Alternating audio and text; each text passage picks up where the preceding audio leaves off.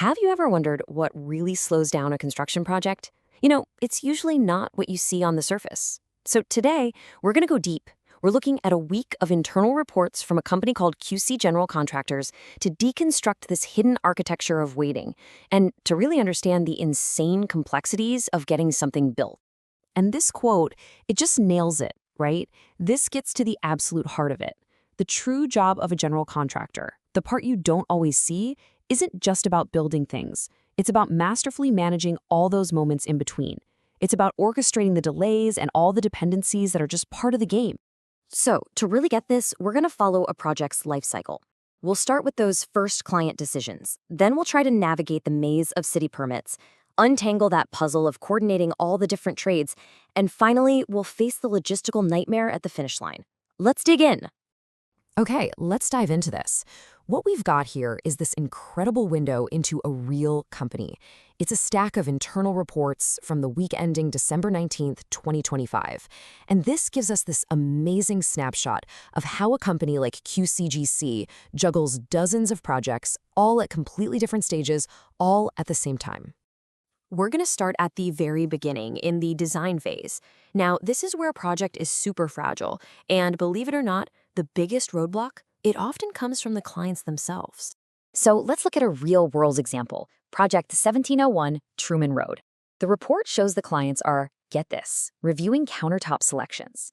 Now, that sounds like a tiny detail, right? Something you'd handle way later. Well, as we're about to see, this one choice is actually the key that unlocks the entire project. And here's where you see the dominoes start to fall, one by one. That countertop choice, it's not just about looks, it's a critical financial decision. Until that selection is made, the estimating team can't finalize the budget.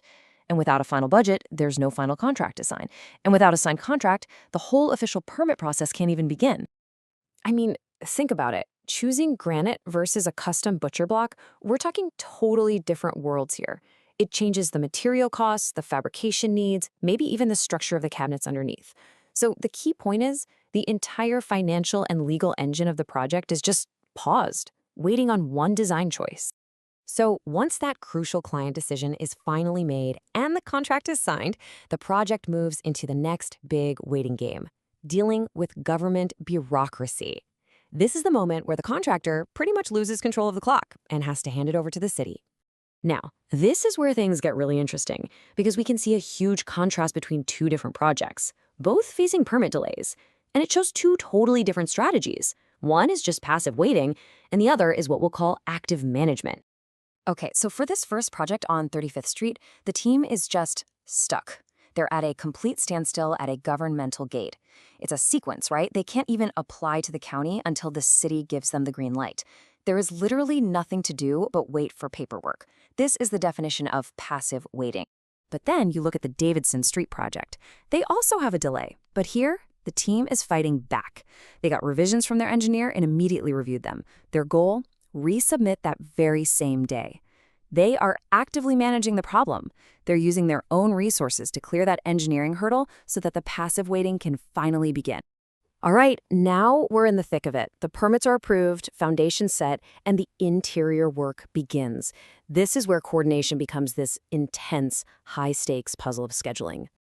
Just look at this timeline for the SQ project. It's relentless. The contractor has to stack all these specialized trades back to back in a super precise sequence. The tile guys can't start till the drywall is up. The painter can't start till the tile is done, and on and on. It is an absolutely insane logistical puzzle. So a crucial thing happens after the walls are up. You enter what's called the MEP trim-out phase. It's a bit of jargon, but all it really means is that's when all the visible stuff gets installed. The faucets, the light switches, the shower heads. It's the stage that finally turns a drywalled box into a space you can actually live in. But here's the catch. This hyper-efficient strategy is also incredibly fragile.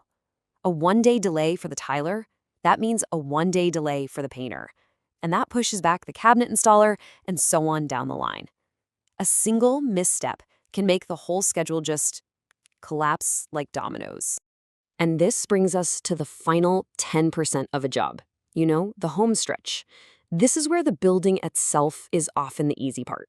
The main risks aren't about construction anymore. They shift to this complex, unpredictable web of outside logistics.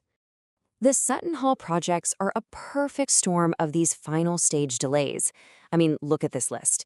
You've got everything from bad weather holding up the landscaping, to coordinating appliance deliveries, to waiting on light fixtures.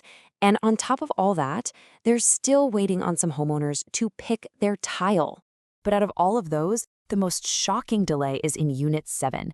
The report says the developer actually asked the contractor to slow down because of a cash flow problem. Just think about that for a second. The project is ready to be finished, but it's being held up by the client's own financial situation. And that's a profound moment. In this final stretch, the general contractor has almost completely stopped being a builder of physical things. They've become a logistics coordinator, a supply chain manager, a customer service rep, and even, apparently, a manager of their clients' finances. So, after seeing all this, what really is the true job of a general contractor? It really comes down to this. Successful construction management isn't really about the speed of the hammer. It's about the meticulous coordination of everything else. The GC is a master sequencer, constantly juggling client decisions, permit timelines, material logistics, and financial flows, all of which are totally independent and often wildly unpredictable. It really makes you think, doesn't it? If you were in charge, which of these variables would keep you up at night? The bureaucratic deep freeze of city permits, the paralysis of a single client decision, or the sheer chaos of last-minute logistics. In the end, it's pretty clear that building isn't about managing the hammer, it's about mastering the weight.